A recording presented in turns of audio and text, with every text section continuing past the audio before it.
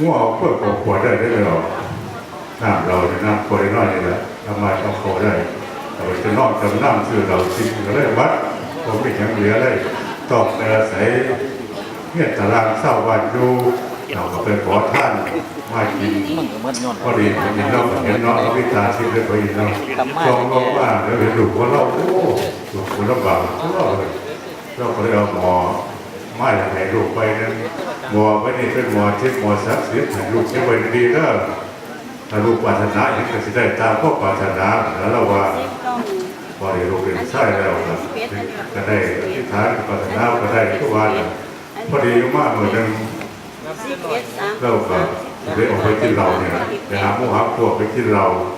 ก็เริ่มหมอพิเศษก็เราไปนั่งเลยนะหรือไปกินเหล้าเมาอะไรแบบนี้ครับมาสิมาบ้านเราไปย้อนมากท่าย้อนเราฝ่าย้อนเราครับย้อนเราครับพอดีหมอหักพอถือก็ได้ตกแต่เป็นว่าคนเมาที่พวกประมาทก็แต่ว่าก็นี่ถ้าเกี่ยวหมอนะเป็นหมอที่เรื่องเจ้าแต่ว่าแกหน้าถามสิ่งที่จะเสียทีว่าดูก้อนทหารบดีถูกไส้ของถูกไส้ผู้นี้ถูกไส้ของไอ้ผู้นี้ถ้าเราไม่รักษาหมอไว้ดีเราก็ถึงกันไปท่องไปขอของอุปยาแล้วว่าเราเกิดข้อประมาณที่เราก็เราไม่ย้อนหมอเลยหมอแต่ก็เล่นเป็นคนยากจนพอส่วนของการซีโซล่าไม่ร้ายพอถึงแต่มันข้ามก่อนว่าอันสุรามีอะไรใครเสียติดพาชีวิตมืดบนจนสิบหายหนึ่งทรัพย์สินของตนนั้นทำวอดวายสองอาจตายด้วยทะเลาะเพราะความเมาสามเก็บป่วยโรคด้วยโรคาพยาธิสี่คนตำหนินินทาพาเฉา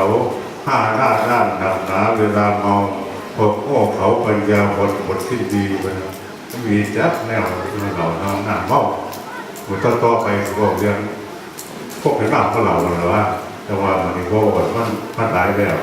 พอเดี๋ยวเขาเข้าใจจำเลยว่าสรุปว่าเข้าว่าสามารถจะโมเดลขึ้นอายุ2 โล3 เวลาที่สถานที่ตายเนี่ยสถานที่เกิดเป็นสรุปไว้นะย่อนะครับ